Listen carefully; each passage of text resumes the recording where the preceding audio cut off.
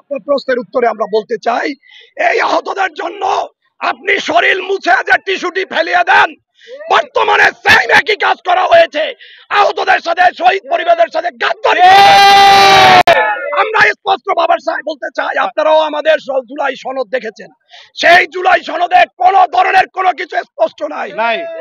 এমনকি কিছুক্ষণ আগে একটি দল, বৃহৎ দল বিএনপি, তিনি স্পষ্ট ভাবে সালাউদ্দিন ভাই নিজের ফেসবুক ভেরিফাইডে আপনাদের সাংবাদিকের উদ্দেশ্যে বলতে চাই, তিনি নিজে লিখেছেন যে এটা সংশোধন হওয়া উচিত।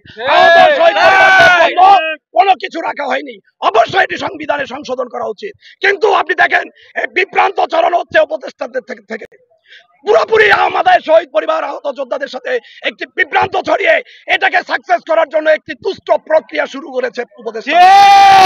আমরা এখনো হুঁশিয়ার করে দিতে চাই, আপনারা দেখেছেন কার কি অবস্থাটা হয়েছে।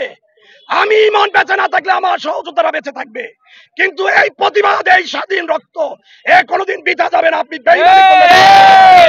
আপনি কখনোই ছাড় পাবেন না, ছাড় পাবেন না।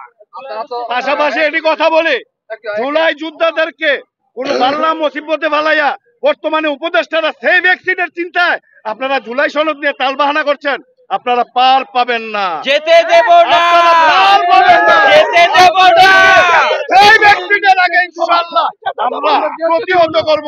যেভাবে আমাদের জুলাই সনদ নিয়ে আপনারা লীলা খেলা শুরু করেছেন, সেই জিনিস ছেড়ে দেন, সেই জিনিস ছেড়ে দেন। আমি সুন্দরভাবে বলতে চাই, আমাদের বর্তমানে বিএনপির একজন নেতা সালাউদ্দিন সাহেব যে সংশোধনের কথা বলেছে, উপদেষ্টা মন্ডলী আপনাদের লজ্জা থাকা উচিত। আপনারা বয়সে বসে রয়েছেন গদিতে, আর বর্তমানে আপনাদেরকে ডিরেকশন কি নিচ্ছেন? আপনারা কোন উপদেষ্টাগুলো আপনাদেরকে বাধা করছে? এখানে যারা নেতৃত্ব রয়েছে, যারা ডিসিপ্লিনের ইয়াতে রয়েছে, আপনারা প্রশ্ন করবেন শহীদ পরিবারের নেতৃত্ব, এই সারা রাত যে নেতৃত্ব তারা দিয়েছিলেন এই আহত যোদ্ধাদের, কেন তারা ভিতরে ঢুকতে যাচ্ছে না, কেন তাদেরকে বাধা দেওয়া হচ্ছে? এই প্রশ্নটা আপনাদের মাধ্যমে ছুড়ে দিলাম, আপনারা তাদেরকে প্রশ্ন করুন আমাদেরকে কেন ভিতরে যাওয়া দিতে হচ্ছে না। এবং ওখানে যারা নেতৃত্ব দিবে, আমরা এই সমস্ত আহতদের থেকে নেতৃত্ব বাছাই করে, কারণ আমরা 1 বছরে কোনো সমাধান পাইনি, সুতরাং একদম প্রকাশ্য থেকে নেতৃত্ব যাবে তাদের সাথে কথা বলার জন্য। ইনশাআল্লাহ। আসসালামু আলাইকুম।